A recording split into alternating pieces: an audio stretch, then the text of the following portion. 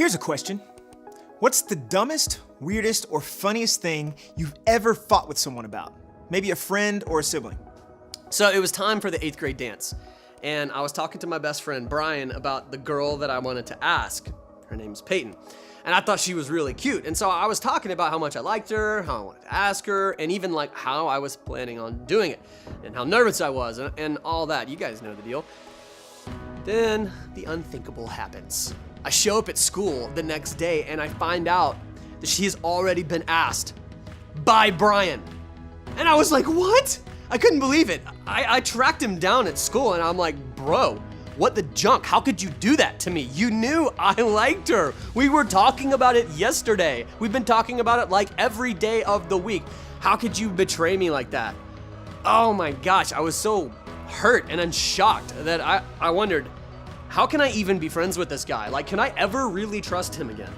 Why is it that the people who are the closest to us drive us the craziest? Our families, especially our siblings, or our friends know how to push our buttons better than anyone else. Can anybody else relate to that? I mean, sometimes it seems like you love each other one minute, but you can't stand each other the next. Now, some of us seem to be more prone to fights and disagreements than others.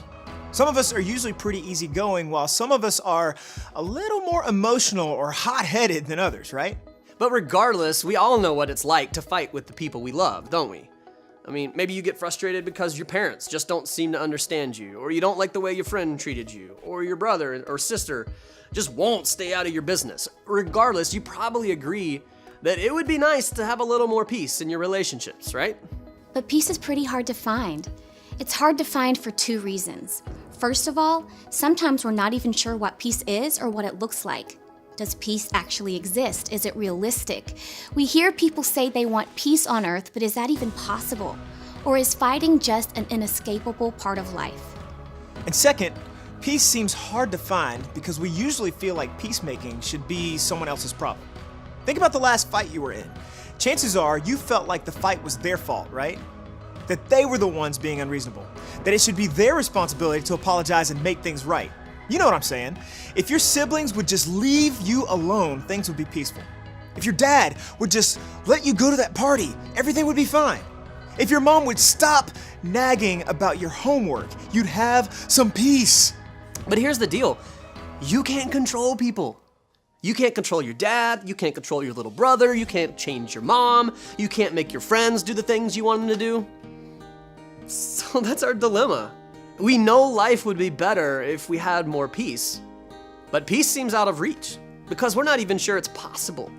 And even if it is, we're not always sure that peacemaking is our responsibility. But here's the deal. What if peace really is possible? And what if it's a lot more under our control than we think? We've been talking for the last couple of weeks about the principle that you reap what you sow. Or for those of you who aren't familiar with farming, you get what you plant. If you plant a cucumber seed, you get a cucumber. If you plant a tomato seed, you get a tomato. And the same principles apply to our lives and our faith.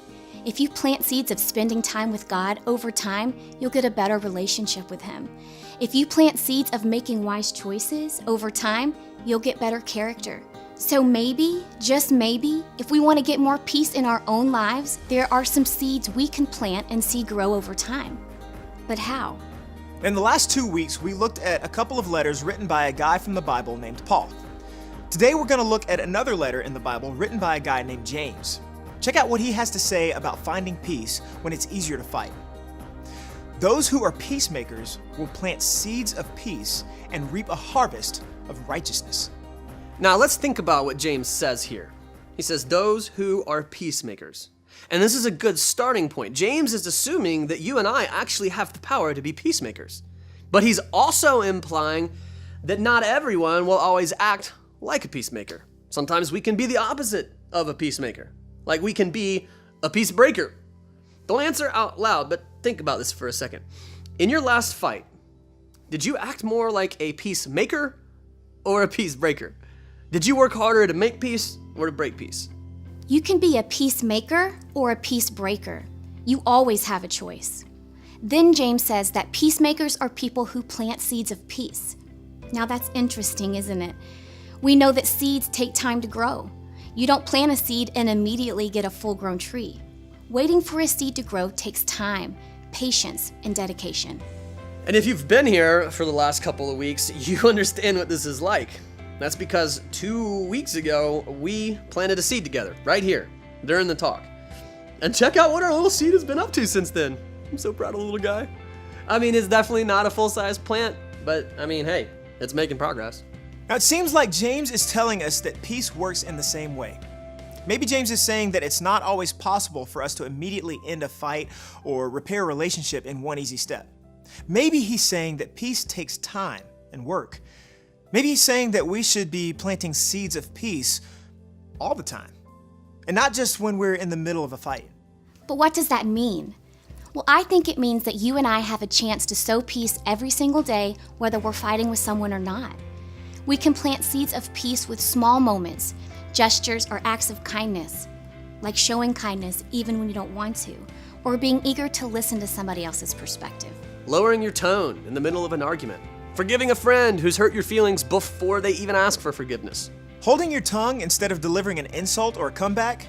Being quick to say, maybe I was wrong. We can plant seeds of peace every day through kindness. When we make kindness a habit, I think we'll find that our fights with our friends and family will end much more quickly. But even better, I think we'll find ourselves getting into even fewer fights in the first place, because kindness over time equals peace. When you make kindness a habit, peace will be your end result, and peace is something you can plant right now. You see, peace will always be difficult to find when we think that it's impossible or unrealistic. And peace will be difficult to find when we think that peacemaking isn't our responsibility. But if what God says through the book of James is true, then peace is possible and it's under our control. Just like a farmer learns the skill of planting seeds to produce plants, planting seeds of peace is a skill that we can learn. It's not always natural for us to be kind because we're all a little selfish, but if God tells us we can do it, then I think He'll give us the strength we need to make it happen. So, what does being a peacemaker look like for you? How can you plant seeds of kindness and peace even before an argument breaks out? Maybe it means doing your homework before your mom asks you for the third time. Maybe it means choosing not to roll your eyes the next time someone says something that you don't want to hear. Maybe it means keeping your anger in check, or saying something kind to someone around you, or doing something nice for your siblings. Because while being a peacemaker is often about settling arguments, being a peacemaker is also about preventing arguments from happening in the first place. Because remember, kindness over time equals peace. So here's what I want you to do this week. Pick a relationship where you most need to experience more peace and start asking this question. How can I show kindness? How can I plant seeds of peace in the argument, or in the hurt, or in the fight that I'm dealing with? How can I show kindness and understanding instead of anger? And then, go do it.